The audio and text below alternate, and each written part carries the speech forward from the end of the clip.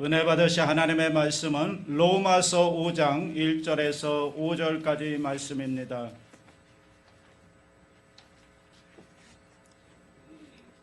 신약성경 245페이지 로마서 5장 1절에서 5절까지의 말씀을 다 같이 봉독하십니다. 그러므로 우리가 믿음으로 의롭다 하심을 받았으니 우리 주 예수 그리스도로 말미암아 하나님과 화평을 누리자. 또한 그로 말미암아 우리가 믿음으로 서 있는 이 은혜에 들어감을 얻었으며 하나님의 영광을 바라고 즐거워하느니라. 다만 이뿐 아니라 우리가 환난 중에도 즐거워하나니 이는 환난은 인내를, 인내는 연단을, 연단은 소망을 이루는 줄 알미로다. 소망이 우리를 부끄럽게 하지 아니함은 우리에게 주신 성령으로 말미암아 하나님의 사랑이 우리 마음에 부은 바 됨이니. 아멘.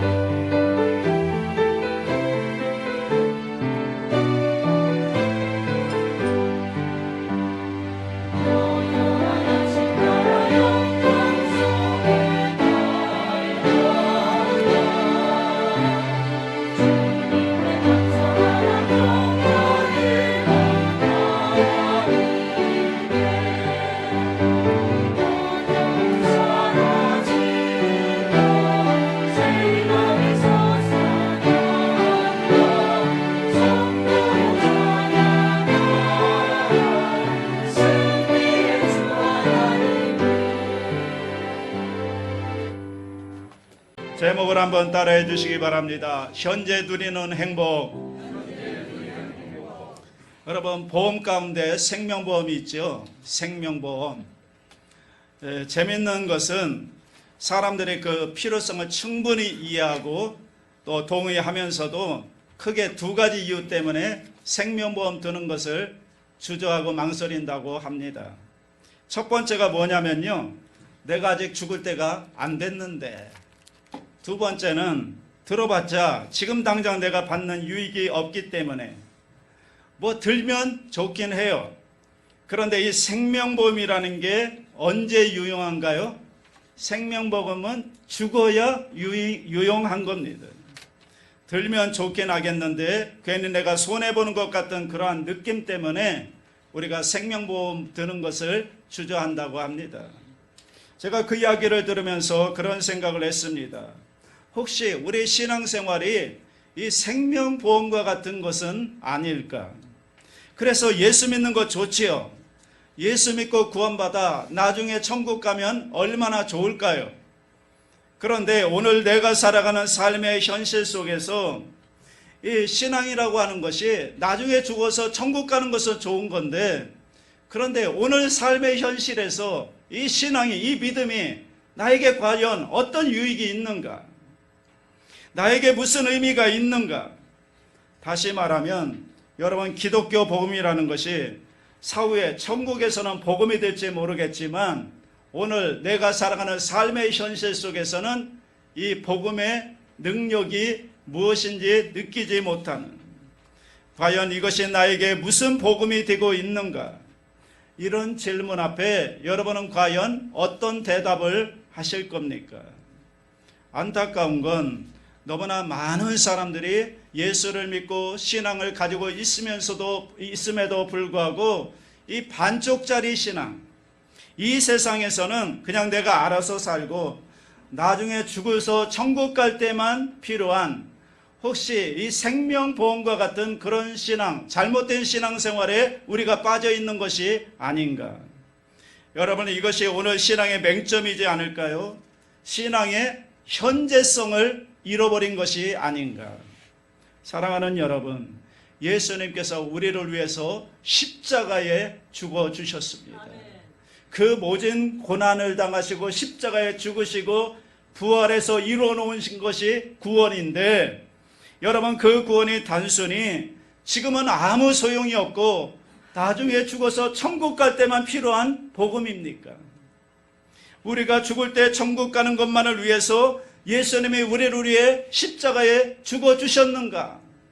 한번 여러분 이 질문 앞에 정직하게 대답해 볼 수 있게 되기를 바랍니다. 과연 그런가? 오늘 우리가 신앙의 현재성을 잃어버린 것이 아닌가? 오늘 우리가 누려야 되는 신앙에 많은 축복들이 있는데 그 신앙의 축복을 누리지 못하고 잃어버리고 살고 있는 것은 아닌가? 사도 바울이 오늘 우리가 읽은 말씀에서 그것을 끄집어내고 거기에 대해서 도전을 합니다. 오늘 본문을 볼까요? 1절을 봅니다. 다 같이 합니다. 그러므로 우리가 믿음으로 의롭다 하심을 받았으니 우리 주 예수 그리스도로 말미암아 하나님과 화평을 누리자. 자, 그러므로 이렇게 나옵니다.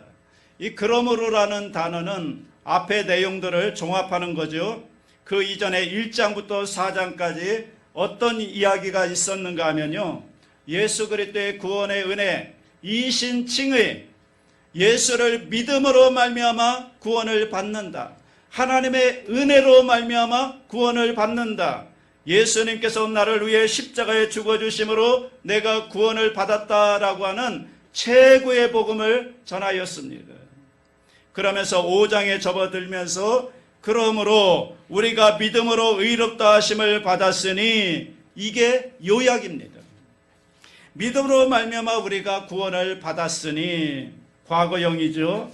그런데 이 믿음이라고 하는 것이 과거로만 끝나는 것인가? 아니죠. 받았으니 그렇기 때문에 이제 어떤 일들이 우리 가운데 일어나는가 하면요, 우리 주 예수 그리스도로 말미암아 하나님과 화평을 누리자, 이렇게 나옵니다. 화평을 누리자. 과거형이 아니죠. 현재형입니다. 현재 누리는 것을 말하는 겁니다. 그래서 영어 성경에 보니까 We have peace. 내가 지금 평화를 가지고 있다. 현재 평화를 가지고 있다. 그런 뜻입니다. 어디를 강조하는가 하면 현재를 강조하는 것입니다. 그러니까 여러분, 예수 그리스도로 말미암아 우리가 구원받았다고 하는 것은 내가 천국에 가는 미래적인 사건뿐만이 아니라 오늘 나의 삶의 현실 속에서 하나님께서 주시는 그 구원의 은혜, 구원의 축복을 누리는 것을 말하는 겁니다. 현재적 축복이 있습니다. 그런데 오늘 성경은 그것을 화평, 이렇게 이야기합니다. 화평 혹은 평화, 이렇게 번역되기도 하는데요, 우리가 평소에 생각하는 평화, 전쟁이 없는 상태, 그것을 이야기하는 것이 아닙니다. 이것은요, 객관적인 평화, 관계적인 평화를 말하는 것입니다. 이것은 하나님과의 관계에서 오는 평화를 말하는 것입니다. 그래서 하나님과 평화한다, 이 말을 영어로 보면 peace with God, 이렇게 나옵니다. 그러니까 하나님과 더불어 화목한다, 하나님과 더불어 평화한다, 그런 말입니다. 여러분, 예수님께서 십자가에 죽어주심으로 우리 가운데 이루어놓은 게 뭡니까? 하나님과 우리의 관계를 화목해 하셨다는 거예요. 그래서 우리가 화평을 누리게 되었다는 것입니다. 그러면서 2절에서 하나님과 더불어 화평한다, 이게 무슨 말인가를 좀 더 구체적으로 설명을 합니다. 2절 다 같이 합니다. 또한 그로 말미암아 우리가 믿음으로 서 있는 이 은혜의 들어감을 얻었으며 하나님의 영광을 바라고 즐거워하느니라. 자, 하나님과 관계가 화목했다, 하나님과의 관계가 화평했다, 이것을 두 단어로 설명합니다. 하나는 하나님 앞에 서 있다, 또 하나는 하나님의 은혜 안에 들어간다, 이렇게 표현합니다. 여기 나오는 서 있다, 들어갔다, 이 표현은요, 그 당시에 고대 왕궁에서 쓰이던 말이죠. 그래서 옛날에 중동 지방의 왕궁의 법도 가운데 하나는 왕을 만나려면 그냥 아무 때나 가서 만날 수 있는 게 아니라는 거예요. 왕의 부름이 있어야 되고 왕의 허락이 있어야 왕을 만날 수 있는 거예요. 왕의 부름과 허락이 없는데 갔다가는 그것은 죽음을 의미하는 것이거든요. 그런데 지금 사도 바울이 그 앞에 서고 들어가는 그 단어를 그대로 사용하면서 하나님과 우리 사이에 그것을 표현한 겁니다. 우리도 전에는, 예수 믿기 전에는 감히 하나님 앞에 나갈 수 없는 존재였다는 거예요. 그런데 이제는 어떻게 됐는가? 하나님과 우리 사이가 화목해 되었기 때문에 이제는 담대하게 우리가 하나님 앞에 나아갈 수 있는 존재가 되었다라는 것입니다. 여러분, 여기서 단순히 그 앞에 서고 들어가고의 의미는 그냥 하나님 앞에 서 있다는 어떤 위치적인 의미만을 말하는 것이 아니라 그 앞에 서서 그분의 얼굴을 뵙고 그분과 교제하고 그분과 동행하고 그분과 함께하는 것을 의미하는 것입니다. 그분과 대화한다는 겁니다. 이것이 하나님과 우리 가운데 이루어진 화평이라는 것입니다. 그런데 그 근거가 뭐라고요? 예수 그리스도의 십자가의 은혜라는 것입니다. 감히 우리가 하나님 앞에 설 수 있는 존재들이 아닌데, 그런데 예수 그리스도로 말미암아 우리가 하나님과 화목하게 되었고 하나님 앞에 나아갈 수 있는 존재가 되었다는 것입니다. 그래서 히브리서에 보면 히브리서 기자가 뭐라고 그래요? 예수 그리스도의 피를 힘입고 우리가 하나님 앞에 담대히 나아가자 라고 이야기합니다.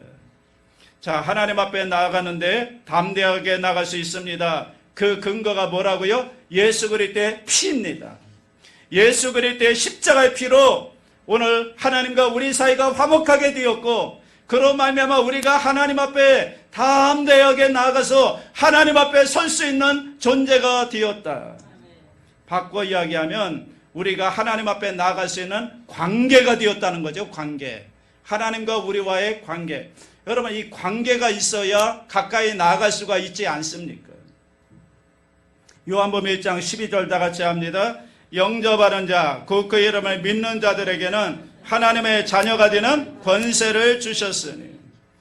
그러므로 예수 그리스도를 영접하고 그분을 의지하는 순간 하나님과 우리의 관계가 바뀌어지는 겁니다. 전에는 뭐였습니까? 전에는 본질상 진노의 자녀였기 때문에 하나님 앞에 감히 나갈 수가 없었는데, 이제는 예수 그리스도의 은혜로 말미암아 하나님과 우리의 관계가 바뀌어져서 하나님은 우리의 아버지가 되고 우리는 하나님의 자녀가 되는 것입니다. 그래서 이 관계 때문에 우리가 하나님 앞에 담대하게 나아가서 모든 은혜를 구할 수 있는 존재가 된 줄로 믿습니다. 오늘 저와 여러분들에게 이 귀한 은혜, 오늘 우리가 이 땅에서 정말로 우리가 누려야 되는 이 관계 가운데 주어지는 귀한 은혜, 화평을 누릴 수 있게 되기를 주님의 이름으로 축복합니다. 미국 남북전쟁 당시에 이 한 청년이 전쟁이 일어나면서 그 형도 전쟁에 나가서 죽었고 그의 아버지도 전쟁에 나가서 죽었습니다. 그런데 집안의 남자라고는 이제 자기 하나밖에 안 남은 거예요. 자기마저 군대 가서 죽으면 자기 동생들, 자기 가족들, 자기 어머니를 부양할 사람이 없는 겁니다. 그래서 어떻게 좀 이 군대를 면제해 보려고 노력을 했는데 이게 잘 안 됐나 봐요. 그런데 이 청년이 마지막으로 생각해낸 게 대통령을 만나자. 대통령을 만나면 대통령을 잘 들어준다고 하니까 링컨 대통령을 찾아온 겁니다. 그런데 여러분 알다시피 옛날이나 지금이나 이 대통령을 만난다는 게 하늘의 별 따기만치 어렵잖아요. 그래서 면담을 거절당하고요. 그래서 어떡합니까? 밖에 앉아서 슬픈 표정으로 울고 앉아 있는데 마침 옆에 지나가던 웬 꼬마가 그 청년에게 오더래요. 청년에게 다가와서 아저씨 왜 그렇게 울고 있어요? 뭐가 잘못됐나요? 왜 그렇게 울고 있어요? 그러니까 이 청년도 자기도 하도 답답하니까, 그리고 이 아이가 옆에 다가와서 다정스럽게 이야기하니까 마음속에 있는 자기 사정 이야기를 이 아이한테 다 끄집어낸 겁니다. 사실은 이래서 내가 울고 있다고. 가만히 바라보던 이 아이가요, 그 청년을 측은하게 바라보더니 아저씨 일어나시라고, 그리고 그 아저씨의 손을 잡고 여러분 자기를 가로막았던 보초병이 있는 그곳을 지나서 한참 어디로 끌고 가는데 대통령의 집무실로 들어가더래요. 문을 열고 들어가니까 안에는 전쟁 때문에 대통령과 국방장관의 회의를 하고 있는데, 그런데 이 문도 안 두들기고 문을 박차고 들어가면서 이 아이가 링컨 대통령에게 청년을 소개하면서 그러더래요. 아빠, 이 아저씨가 아빠한테 할 말이 있대요. 이 소년이 누구일까요? 누구인지는 모르겠지, 이름은 뭔지는 모르겠지만 링컨 대통령의 아들이겠죠. 여러분, 아들이기 때문에 다른 것과는 상관없이 아버지 앞에 나갈 수 있는 거 아닐까요? 꼭 이런 이야기를 하면 사람들이 어디에 관심이 있는가 하면, 그러면 그 청년 군대 갔습니까 안 갔습니까 여기에 관심을 두는데, 이건 중요한 게 아니에요. 여러분, 이 아이가 링컨 대통령에게 나갈 수 있는 이유, 나갈 수 있는 조건은 딱 하나예요. 뭡니까? 아들이기 때문에 나갈 수가 있는 겁니다.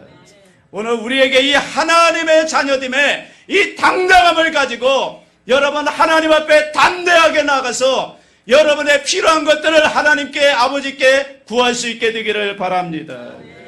여러분, 이렇게 하나님과의 관계가 바뀐 사람들에게 나타나는 중요한 변화가 하나 있습니다. 그 중요한 변화가 뭔가 하면요, 그 다음에 나오는 하나님의 영광을 바라고 즐거워한다는 것입니다.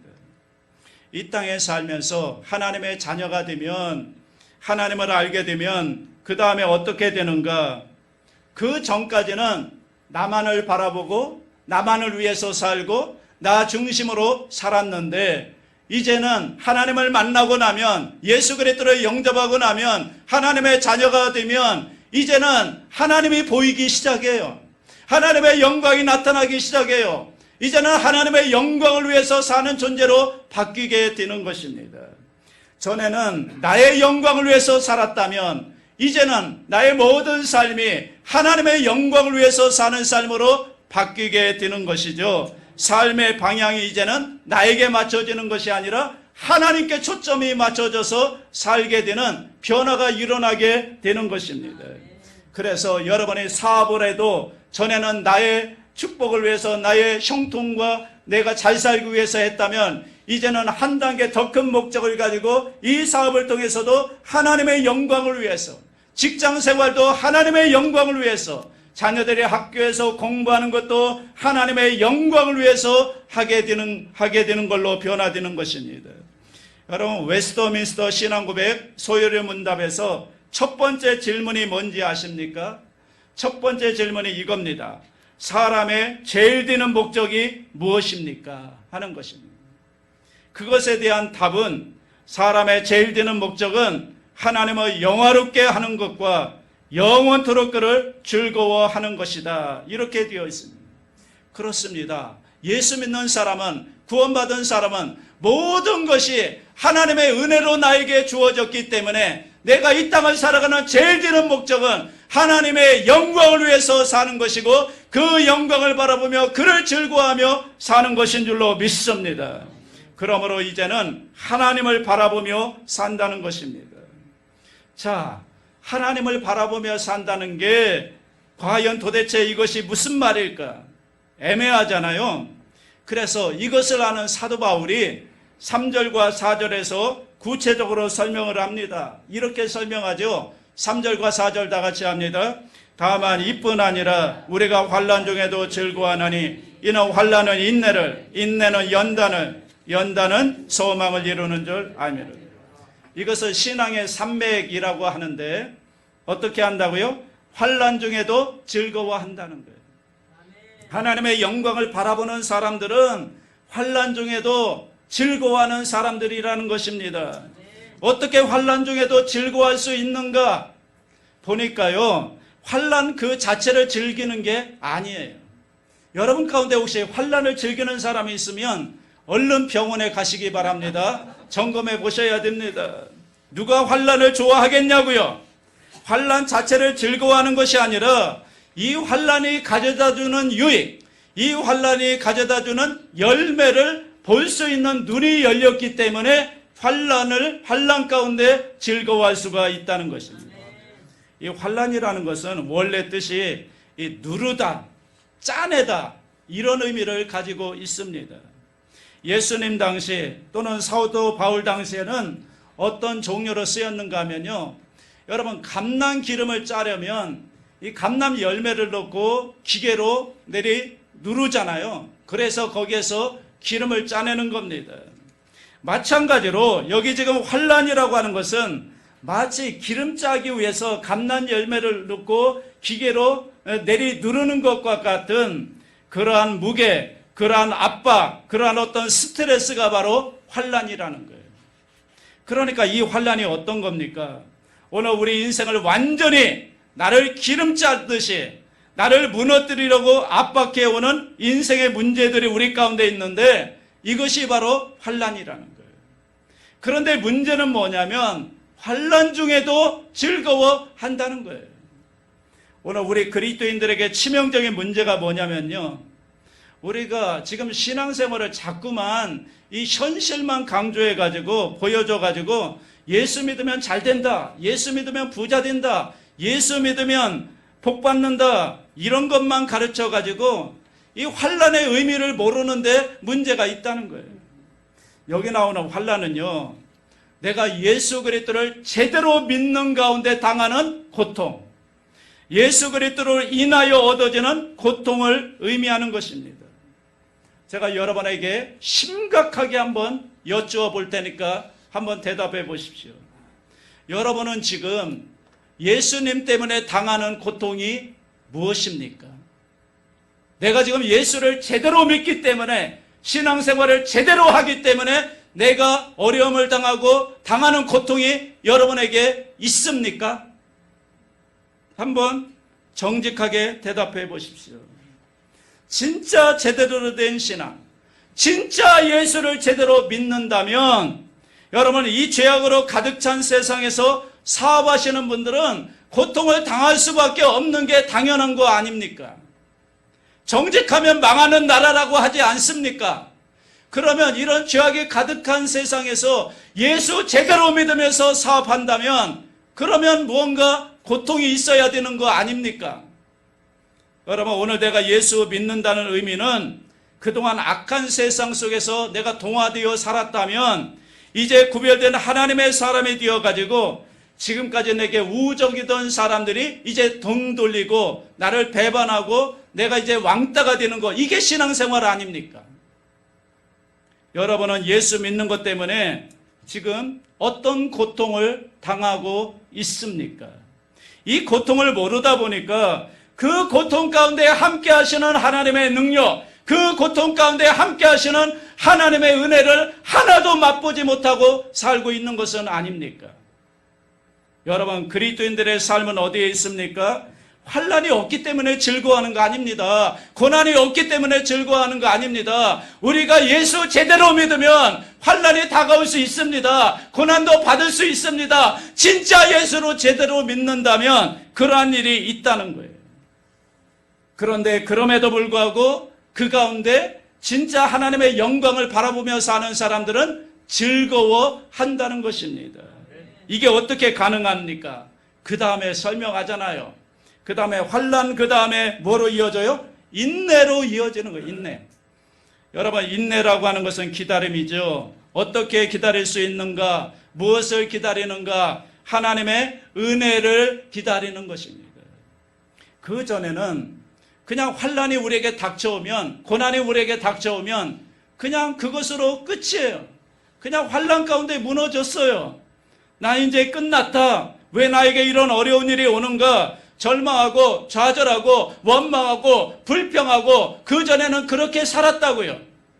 그런데 이제는 그 환난이 우리에게 닥쳐올 때 그 환난과 함께 하나님의 영광을 바라보는 사람들은 이제는 하나님을 바라보는 눈이 그 사람 가운데 있다는 것입니다.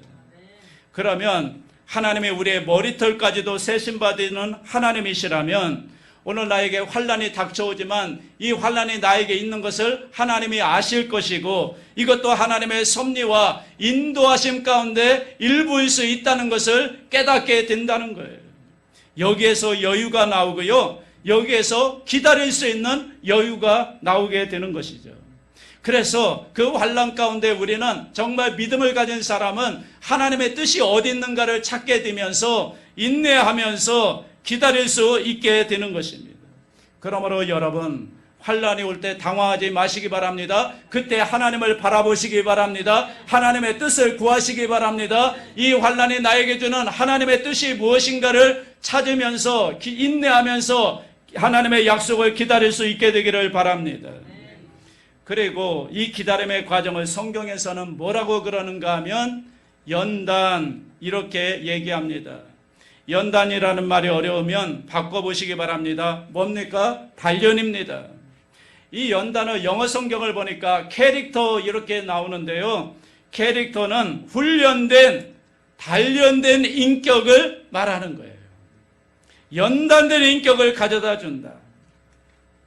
여러분, 여기 우리 장로님들, 우리 권사님들, 우리 안수집사님들, 여러분 교회에 그 정도 위치에 계시다면 여러분에게 걸맞는 연단된 인격을 갖고 계십니까?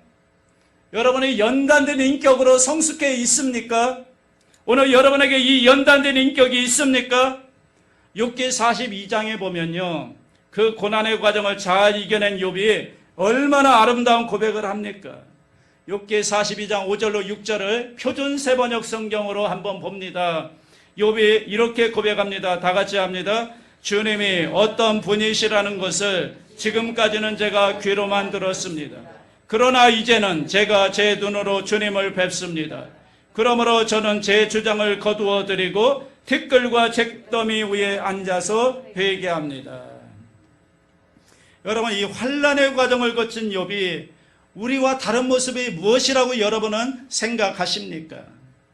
욥이 발견한 게 뭐예요?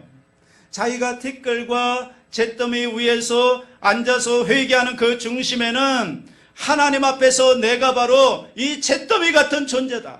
이 티끌 같은 존재다. 이 먼지 같은 존재다. 하나님 앞에 내가 얼마나 보잘것없는 존재인가를 깨달았기 때문에 내 주장을 거두어드리고 하나님 앞에서 회개합니다. 회개 자리로 나아간다는 거예요. 오늘 젊은이들이 교회를 떠나갑니다. 오늘 청년들이 교회를 떠나가고 교회에 대해서 시시한 그런 집단으로 봅니다. 왜 그런 줄 아십니까?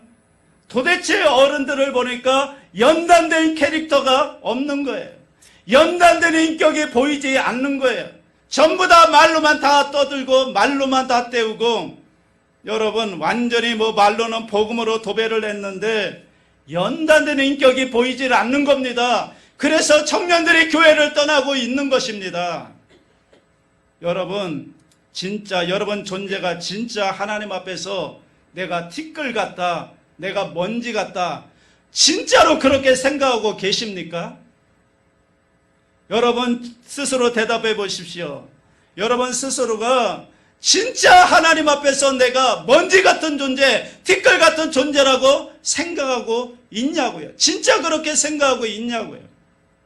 그걸 인식하는 사람이 무슨 목소리가 그렇게 크냐고요. 그걸 정말로 인정하는 사람이 무슨 교회 안에서 자기 주장이 그렇게 강하냐고요.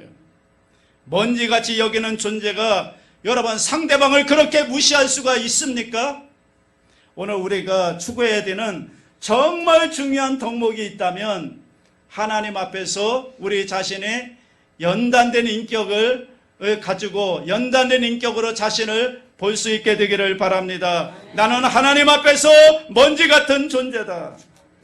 여러분 이스라엘의 첫 번째 두 번째 왕인 이 사울왕과 다윗왕의 차이점이 뭔지 아십니까? 그들의 출발은 비슷했습니다. 출발은 그들 둘 다 배경도 비슷하고요. 둘 다 겸손했고요. 둘 다 외모도 괜찮았고요. 둘 다 리더십도 있었습니다. 그런데 이들 가운데 하나는 무너지고 하나는 세워졌습니다. 그 이유가 뭘까요? 무너진 사울에게는 광야가 없었던 거예요. 무너진 사울에게는 연단된 인격이 없었던 거예요. 그런데 다윗은 10여 년 동안의 광야 훈련이 있었고요. 그러면서 그의 인격이 연단되었던 것입니다. 광야 생활을 통해서 연단된 겁니다. 하나님만 의지하는 힘이 그때 거기에서 나오게 된 것이죠. 이 연단되어야요, 환란이 와도 우리가 그 환란을 이겨낼 수 있는 거예요. 연단된 인격을 가지고 있어야 죄를 짓더라도 하나님 앞에 회개의 자리로 나올 수가 있는 거예요. 그런데 연단된 인격이 없으니까 사울처럼 무너지고 마는 것입니다. 그러므로 여러분, 이 광야라고 하는 것은, 이 환란이라고 하는 것은, 환란은 인내를 낳고 인내는 연단을 이룬다고 하는 것은 오늘 우리들에게 축복이 아닐까요? 아멘. 여러분, 그렇기 때문에 이것이 소망이라는 거예요. 이것이 소망이다. 아멘. 사도 바울이 그러기에 이게 소망이다. 오늘 여의도 순복음 대우중학교의 성도님들이 하나님의 은혜로 환란을 잘 통과해서 연단된 인격이 되어가지고 하나님의 소망을 이루고 그리고 하나님께 귀하게 쓰임받는 믿음의 일꾼들이 다 될 수 있기를 주님의 이름으로 축복합니다. 자, 이제 마지막으로 5절 보겠습니다. 우리의 소망을 바라보는 것조차도 하나님께서 부어주시는 사랑 때문이라고 사도 바울은 강조하고 있습니다. 5절 다 같이 합니다. 소망이 우리를 부끄럽게 하지 아니함은 우리에게 주신 성령으로 말미암아 하나님의 사랑이 우리 마음에 부음바 됨이니. 자, 잘 보세요. 환란을 통해서 우리가 소망을 바라보게 됩니다. 그런데 이것까지도 뭐라고요? 이것까지도 하나님의 사랑이라는 거예요. 하나님이 주셨기 때문에 소망을 바라볼 수 있다는 거예요. 여기에 보면 부음바 되었다고 하는 것은 메마른 땅에 막 폭우가 쏟아지는 것을 의미합니다. 그런데 여기서 우리가 주목할 단어가 있습니다. 주목할 단어가 무엇인가 하면 마음이라는 단어예요. 마음. 자, 여러분 잘 기억하십시오. 하나님의 사랑이 우리 가운데 부어지는데 그 하나님의 사랑이 어디에 부어지는가? 그러면 여러분들의 마음 가운데 부어진다는 거예요. 여러분의 마음입니다. 그런데 우리는 무엇을 기대합니까? 하나님의 사랑이 어디에 부어지기를 우리는 원합니까? 내 마음에 부어지는 것이 아니라 내 삶의 현장에, 내 고통 속에, 내 삶의 실패의 자리에 내가 당하는 여러 가지 환난 후에 하나님의 사랑이 부어지기를 원해요. 그래서 그 문제들이 해결되기를 원한다고요. 그런데 오늘 성경을 보니까 하나님의 사랑이 어디에만 부어지는가? 저와 여러분의 마음에만 부어진다는 거예요. 마음에. 우리 마음속에 하나님의 사랑이 부어져서 하나님의 은혜를 깨닫고 그 은혜로 깨달은 은혜의 눈을 가지고 이 세상을 바라보니까, 환난을 바라보니까 더 이상 그 환난이 아닌 거예요. 은혜의 눈을 가지고 바라보니까 그 고난이 더 이상 고난이 아닌 거라고요. 은혜의 눈을 가지고 바라보니까 여러분, 문제를 바라보니까 더 이상 그게 문제가 아니더라는 거예요. 그래서 여러분, 사도 바울이 뭐라고 고백합니까? 내가 가난하든지 부하든지, 내가 병들었든지 건강하든지, 내가 어떤 경우에라도 자족하는 은혜를 경험했다. 이것이 바로 하나님의 사랑이 부음받은 사람의 마음인 줄로 믿습니다. 하나님의 사랑은요, 환경에 부어지는 게 아니라 저와 여러분의 마음속에 부어지는 것입니다. 여러분, 저와 여러분의 마음만 바뀌면 세상이 달라 보이는 것입니다. 이것이 바로 정답입니다. 그분이 우리 가운데 부어주시는 하나님의 사랑, 그 사랑 붙들고요, 그 하나님의 사랑이 우리를 인도하시고요, 그 하나님이 우리의 목자가 되어주셔서 우리의 삶을 인도한다면 오늘 우리가 어떤 고백을 할까요? 시편의 다윗이 고백한 고백을 우리도 고백할 줄로 믿습니다. 야훼는 나의 목자시니 내게 부족함이 없으리로다. 여러분, 이런 고백할 수 있게 되기를 주님의 이름으로 축원합니다. 이 하나님을 바라보고 여러분 그 환난을 통해서 연단된 인격이 되어서 소망을 이루고 또 하나님께 귀하게 쓰임받는 복된 인생을 살아갈 수 있게 되기를 주님의 이름으로 축원합니다. 사랑이 무한하신 하나님 아버지, 예수님의 십자가 보혈로 하나님과 화목하게 되었고 이제는 하나님 앞에 당당히 나아갈 수 있는 은혜를 우리에게 주셨음을 감사드립니다. 그런데 우리가 너무나도 어리석어서 이 은혜를 망각한 채 환경만 바라보며 원망과 불안 속에 살아왔음을 고백합니다. 이제는 저희의 눈을 열어 하나님의 영광을 바라보고 즐거워하는 믿음을 주시옵소서. 환난 중에 낙심하지 않게 하여 주시고 오히려 그 안에서 하나님의 사람으로 빚어지게 하시고 연단된 인격이 되게 하여 주셔서 소망을 이루고 그 소망으로 이 험한 세상을 이기며 살게 도와주시옵소서. 성령여 우리 마음에 그리스도의 사랑을 충만하게 부어 주시옵소서. 감사하며 예수님의 이름으로 기도드리옵나이다. 아멘.